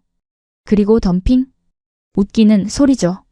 한국은 미국 정부한테서 17조 원어치 계약을 받아냈습니다. 우리가 가격을 얼마로 낮추든 상관없었어요. 그들은 이미 고객을 확보한 거니까요. 안정적인 수입원이 보장된 거니까요. 저는 회의실 바닥에 쓰러진 휴대폰을 멍하니 바라봤습니다. 그 순간 모든 게 명확해졌습니다. 처음부터 게임이 안 됐던 겁니다. 코끼리가 개미를 밟는 줄 알았는데 개미가 아니었어요. 처음부터 코끼리가 아니었던 겁니다. 아니, 어쩌면 우리가 개미였는지도 모릅니다. 땅을 파서 광석을 캐는 우리. 하늘을 더럽히고 물을 오염시키면서 간신히 생존하는 우리. 쓰레기를 금으로 바꾸는 그들. 환경을 살리면서 돈까지 버는 그들. 누가 코끼리고 누가 개미입니까? 저는 웃음이 나왔습니다. 비참한 웃음이었죠. 내가 대체 뭘 한 거지? 창밖을 바라봤습니다. 베이징의 회색 하늘이 보였죠. 스모그로 뒤덮인 그 하늘. 3주 전 저는 이 자리에서 샴페인을 터뜨렸습니다. 한국 잘 가라고 외치면서요. 지금 그 샴페인병이 책상 위에 그대로 있었습니다. 빈 병이었죠. 저는 그 병을 집어들었습니다. 그리고 휴지통에 던졌죠. 깡! 유리가 부딪히는 소리가 울렸습니다. 가격을 낮추면 낮출수록 저는 중얼거렸습니다. 우리만 죽는 거였어. 그제야 완전히 이해했습니다. 왜 그 한국인 직원이 그렇게 차분했는지. 왜 한국 공장 가동률이 떨어지지 않았는지. 왜 고려아연 주가가 반등했는지. 그들은 처음부터 알고 있었던 겁니다. 우리가 덤핑을 시작하면 우리만 손해본다는 걸. 시간이 지나면 우리가 먼저 쓰러진다는 걸. 그냥 기다리기만 하면 된다는 걸. 저는 텅 빈 회의실에 혼자 앉아 있었습니다. 바깥에서 전화벨 소리가 들렸죠. 비서가 받는 소리. 뭔가 급한 목소리. 곧 문이 열렸습니다. 국장님, 장관실에서 전화입니다. 지금 바로 받으시랍니다. 저는 천천히 일어났습니다. 다리에 힘이 없었죠. 전화기를 들었습니다. 여보세요. 왕 국장. 장관의 목소리가 차갑게 들렸습니다. 내일 아침 9시 국무원 긴급회의다. 참석해라. 무슨 회의입니까? 덤핑 정책 재검토 회의다. 잠시 침묵이 흘렀습니다. 그리고 왕 국장. 예. 각오해라. 전화가 끊겼습니다. 저는 수화기를 내려놓고 창밖을 바라봤습니다. 해가 지고 있었습니다. 하지만 이번에는 붉은 노을이 아니었죠. 스모그 때문에 그냥 회색이 더 짙어지는 것뿐이었습니다. 아름다운 석양 따위는 없었습니다. 그냥 어둠이 내려오고 있었죠. 저처럼. 2025년 1월 국무원 회의는 도살장이었습니다. 장관이 저를 똑바로 쳐다보며 말했죠. 왕 국장, 지난 3개월간 갈륨 덤핑 정책으로 발생한 손실이 얼마인지 아나? 저는 대답하지 못했습니다. 알고 있었거든요. 하지만 입 밖으로 꺼내고 싶지 않았죠. 12억 달러야. 회의실이 술렁였습니다. 우리 돈으로 1조 6천억 원이 넘어. 석 달 만에. 장관이 탁자를 쳤습니다. 쿵. 물컵이 흔들렸죠. 그리고 한국 공장은 가동률 100%야. 주가는 오히려 20% 올랐고 미국 정부랑 17조 원짜리 계약까지 땄어. 저는 고개를 숙였습니다. 할 말이 없었거든요. 자네가 뭘 한 건가, 왕 국장? 장관의 목소리가 차갑게 내려앉았습니다. 자원 무기화? 미국을 무릎 꿇린다고? 결과가 뭐야? 우리 광산들이 줄도산하고 있어. 이번 달에만 3곳이 문을 닫았어. 3곳. 저는 그 숫자에 숨이 막혔습니다. 회의가 끝난 후 저는 사표를 냈습니다.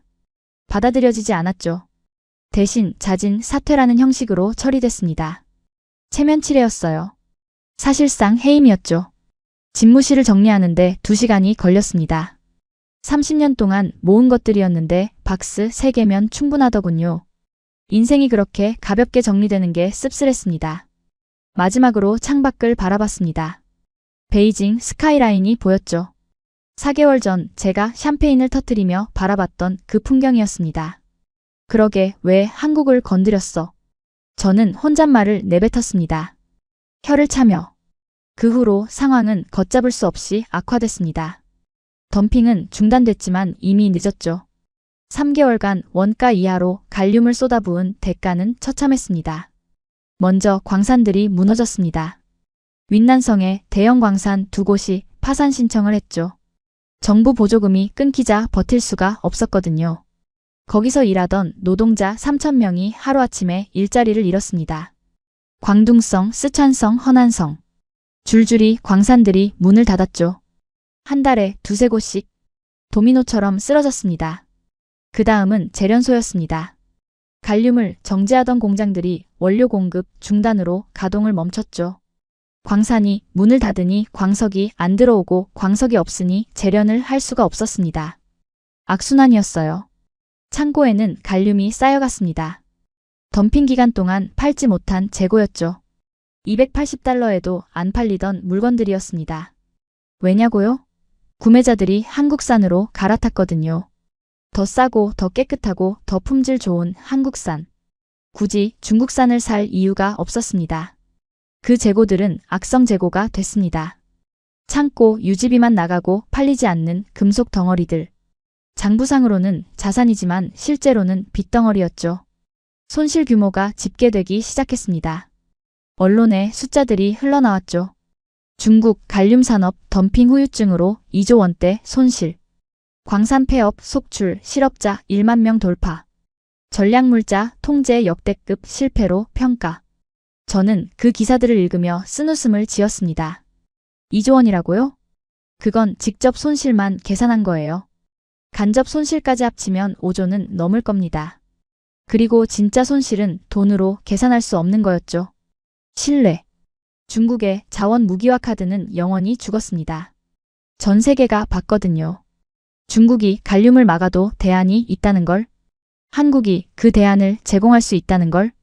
그리고 중국의 위협은 종이호랑이에 불과하다는 걸. 각국의 반응이 쏟아졌습니다. 미국 에너지부 장관이 기자회견을 열었죠. 우리는 더 이상 중국의 희귀금속 독점에 휘둘리지 않을 것입니다. 한국, 고려아연과의 파트너십을 통해 안정적인 공급망을 확보했습니다. 일본 경제산업성도 성명을 냈습니다. 일본은 한국산 클린 미네랄 도입을 확대할 계획입니다. 환경적으로 지속 가능하고 공급 안정성도 뛰어난 선택입니다. 유럽연합도 마찬가지였죠. EU는 핵심 광물 공급원 다변화를 추진 중이며 한국의 도시 광산 기술에 주목하고 있습니다. 클린 미네랄. 그 단어가 자꾸 눈에 밟혔습니다. 한국산 갈륨을 부르는 새로운 이름이었죠. 광산을 파헤치지 않고 환경을 오염시키지 않고 쓰레기를 재활용해서 만든 깨끗한 광물이라는 뜻이었습니다. 반대로 중국산은 뭐라고 불렸을까요? 더티 미네랄. 땅을 파헤치고 강을 오염시키고 탄소를 뿜어내며 만든 더러운 광물이라는 딱지가 붙었습니다. 같은 갈륨인데? 화학식은 똑같은데? 하나는 클린 하나는 더티. 이미지 싸움에서도 완패였습니다. 그뿐이 아니었습니다. 고려아연의 주가는 계속 올랐습니다. 덤핑 발표 직후 10% 빠졌던 게 엊그제 같은데 이제는 덤핑 전보다 40%나 높았죠. 시가총액이 몇십조 원이나 불어났습니다. 투자자들이 몰려들었거든요. 중국의 자원 무기화를 무력화시킨 기업이라는 타이틀이 붙으니까 전 세계 자금이 모여들었죠. 그들은 우리 덕분에 더 유명해졌습니다. 아이러니하죠. 우리가 때리려고 휘두른 주먹이 그들을 광고해준 꼴이었으니까요. 테네시 공장 확장 소식도 들려왔습니다. 당초 2026년 말 목표였던 월 100톤 생산이 앞당겨졌다더군요. 투자금이 넘쳐나서 공사를 가속화할 수 있게 됐다고. 2026년 상반기면 100톤 달성이 가능하다고. 그리고 유럽 공장 착공 소식. 폴란드에 제2공장을 짓는다는 발표가 났습니다. 규모는 테네시와 비슷하고 2027년 가동 목표라고. EU가 보조금까지 지원하기로 했다더군요. 베트남 공장 검토 소식도요. 아시아 시장 공략을 위해 베트남의 제3공장을 고려 중이라고. 베트남 정부가 적극적으로 유치에 나섰다고. 한국은 전 세계로 뻗어나가고 있었습니다. 우리는 쪼그라들고 있었고요. 어느 날 저는 예전 부하 직원한테서 전화를 받았습니다. 국장님, 아니 전 국장님. 소식 들으셨습니까? 무슨 소식? 정보국에서 새 보고서가 나왔습니다. 고려아연 관련이요. 뭔데? 잠시 침묵이 흘렀습니다. 그들이 게르마늄도 생산하기 시작했답니다. 같은 방식으로요. 전자 폐기물에서 추출하는. 저는 전화기를 든 채로 한참 말이 없었습니다. 게르마늄.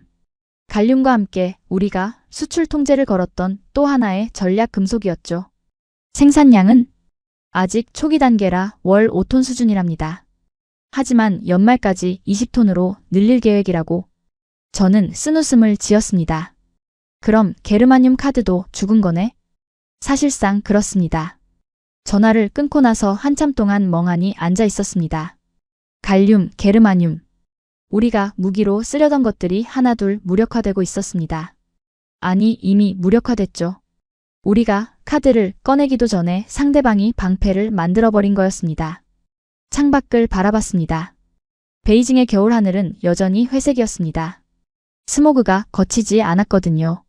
공장 굴뚝에서 자동차 배기관에서 끊임없이 뿜어져 나오는 매연. 문득 테네시 공장이 생각났습니다. 그 맑은 하늘. 태양광 패널이 빛나던 지붕. 깨끗한 공기. 그들은 환경을 살리면서 돈을 벌고 있었습니다. 우리는 환경을 죽이면서 손해를 보고 있었고요. 이게 21세기의 현실이었습니다. 땅을 파는 나라는 지고 기술을 가진 나라가 이기는. 자원을 소비하는 나라는 지고 자원을 재생시키는 나라가 이기는. 저는 그 현실을 너무 늦게 깨달았습니다. 아니, 깨닫고도 인정하지 않으려 했죠. 한국 따위가. 4개월 전 제가 했던 말이었습니다. 지금 생각하면 얼마나 오만했던가. 그 따위가 우리를 박살냈습니다. 그 따위가 전 세계 시장을 먹어치우고 있었습니다. 그 따위가 새로운 시대를 열고 있었습니다. 저는 책상 서랍을 열었습니다. 거기에 아직 남아있는 게 하나 있었거든요. 찢어진 명함 조각들. 한국 아연. 제가 분노에 차서 찢어버렸던 그 명함이었습니다. 조각들을 모아서 책상 위에 펼쳐봤죠. 퍼즐처럼 맞춰봤습니다. 완전히 복원할 수는 없었습니다. 너무 짧게 찢어버렸거든요. 하지만 한 단어는 읽을 수 있었습니다. 코리아. 저는 그 글자를 한참 바라봤습니다. 그리고 조용히 중얼거렸죠. 졌다. 2026년 2월 저는 지금 베이징의 작은 아파트에 앉아 이 이야기를 정리하고 있습니다. 창밖으로 회색 하늘이 보이죠. 1년 전과 똑같은 스모그입니다. 하지만 저는 더 이상 상무부 건물 꼭대기층에 있지 않습니다. 그 전망 좋은 집무실은 다른 사람 차지가 됐죠. 저는 조기 퇴직한 전직 공무원일 뿐입니다. 방금 뉴스를 봤습니다. 고려아연 글로벌 갈륨 시장 점유율 45% 돌파. 테네시 공장 월 생산량 80톤 달성 역대 최고 기록. 유럽 폴란드 공장 착공식 성료 2027년 가동 예정. 그리고 또 하나. 중국 갈륨 수출량 전년 대비 60% 감소. 글로벌 점유율 30%대로 추락. 저는 화면을 끄고 창밖을 바라봤습니다. 1년 반 전 저는 그 명령서에 서명하며 생각했죠. 미국을 무릎 꿇리겠다. 중화의 힘을 보여주겠다. 역사에 이름을 남기겠다. 이름은 남았습니다. 실패의 상징으로요. 요즘 저는 가끔 그때를 돌아봅니다. 어디서부터 잘못된 걸까? 무엇을 놓친 걸까? 왜 저렇게 오만했을까? 답은 단순했습니다. 저는 한국을 몰랐습니다. 한국 따위라고 생각했죠. 반도 끝자락의 작은 나라. 자원도 없고 땅도 좁고 인구도 적은 우리 중국의 한 개성만도 못한 나라라고요. 하지만 그 따위가 가진 게 있었습니다. 기술. 50년간 축적한 재련 기술. 쓰레기를 금으로 바꾸는 도시 광산 기술. 그리고 그걸 전 세계로 확장하는 실행력. 저는 땅만 봤습니다. 광산만 봤죠. 땅 속에 뭐가 묻혀 있느냐가 국력이라고 믿었습니다. 틀렸습니다. 21세기의 자원 강국은 땅 넓은 나라가 아니었습니다. 기술 가진 나라였습니다. 숫자가 그걸 증명하고 있습니다. 고려아연은 지난 1년 반 동안 24조 원을 벌었습니다. 테네시 공장 투자 7조 원, 미국 정부 프로젝트 17조 원. 거기에 유럽, 아시아로 확장하면서 추가 수조 원의 투자를 유치했죠. 중국은요? 시장에서 영구 퇴출당했습니다. 물론 완전히 사라진 건 아닙니다. 아직 30%대 점유율은 있으니까요. 하지만 자원 무기화라는 카드는 영영 죽었습니다. 누구도 더 이상 중국의 갈륨 위협을 두려워하지 않죠. 대안이 있으니까요. 더 싸고 더 깨끗하고 더 안정적인 대안이. 저는 가끔 생각합니다. 만약 그때 덤핑을 하지 않았다면? 만약 그때 수출 통제를 하지 않았다면? 어쩌면 한국은 저렇게 빠르게 성장하지 못했을지도 모릅니다. 미국이 저렇게 적극적으로 한국과 손잡지 않았을지도 모르고요. 우리가 위협을 가하지 않았다면 그들이 대안을 찾을 이유도 없었을 테니까요. 아이러니하게도 우리가 한국을 키운 겁니다. 우리의 오만이 그들의 도약대가 됐죠. 책상 위에 찢어진 명함 조각들이 아직 있습니다. 코리아라는 글자가 보이는 그 조각들이요. 버리지 못하고 있습니다. 왜인지 모르겠어요. 어쩌면 스스로에게 교훈을 남기려는 건지도 모르겠습니다. 한국은 더 이상 도와줘야 할 나라가 아닙니다. 배워야 할 스승입니다. 아니, 두려운 경쟁자라고 해야 할까요? 그들은 없는 자원을 만들어냈습니다. 쓰레기에서 금을 캐냈죠. 그리고 그걸 전 세계에 팔고 있습니다. 환경을 살리면서요. 돈을 벌면서요. 신뢰를 쌓으면서요. 우리는 있는 자원을 낭비했습니다. 땅을 파헤치고 환경을 오염시키고 결국 스스로 무덤을 팠죠. 차이가 뭐냐고요? 기술입니다. 그리고 그 기술을 키운 건 시간과 노력이었습니다. 50년. 반세기 동안 한 우물을 판 겁니다. 저는 그걸 한국 따위라고 비웃었죠. 오만의 대가는 처참했습니다. 창밖을 다시 바라봅니다. 베이징의 하늘은 여전히 회색입니다. 스모그가 거치지 않았거든요. 공장 굴뚝에서 자동차 배기관에서 여전히 매연이 뿜어져 나오고 있습니다. 언젠가 이 하늘도 맑아질 날이 올까요? 언젠가 우리도 쓰레기에서 금을 캐내는 날이 올까요? 모르겠습니다. 하지만 한 가지는 확실합니다. 그날이 오려면 우리는 먼저 배워야 합니다. 한국처럼. 저는 조용히 창문을 닫았습니다. 그리고 오늘 하루를 마무리하려 합니다. 패배를 인정한 채로. 하지만 교훈은 가슴에 새긴 채로. 오늘 이야기 어떠셨습니까? 중국이 자원 무기화라는 칼을 휘둘렀을 때 전 세계는 숨을 죽였습니다. 갈륨의 98%를 쥐고 있는 나라가 수출을 막겠다고 했으니까요. 미국조차 대안이 없다며 발을 동동 굴렀습니다. 하지만 우리 대한민국은 달랐습니다. 쓰레기에서 금을 캐내는 기술. 광산 없이 광물을 만들어내는 기술. 50년간 묵묵히 쌓아온 세계 1위 재련 기술로 보란듯이 중국의 코를 납작하게 만들어버렸습니다. 어떤 분들은 말씀하실 겁니다. 너무 국뽕 아니냐고. 과장된 거 아니냐고. 하지만 여러분, 오늘 보신 내용은 소설이 아닙니다. 24조 원. 글로벌 시장 점유율 45%. 미국 정부와의 10년 장기 계약. 이건 전부 실제 숫자입니다. 지금 이 순간에도 테네시 공장에서는 태극기가 펄럭이고 있고 우리 엔지니어들이 세계 최고의 클린 미네랄을 찍어내고 있습니다. 현재 진행형의 역사입니다. 땅을 파서 자원을 캐는 시대는 끝났습니다. 이제는 기술이 자원인 시대입니다. 그리고 그 시대의 주인공은 바로 대한민국입니다. 가슴이 뜨거워지지 않으십니까? 단순히 돈을 많이 벌어서가 아닙니다. 한국 따위가 라며 코웃음 치던 그 오만함을 실력 하나로 박살 내버린 그 통쾌함 때문입니다. 오늘 영상이 유익하셨다면 그리고 자랑스러운 대한민국 기술력에 자부심을 느끼셨다면 구독과 좋아요, 알림 설정 부탁드립니다.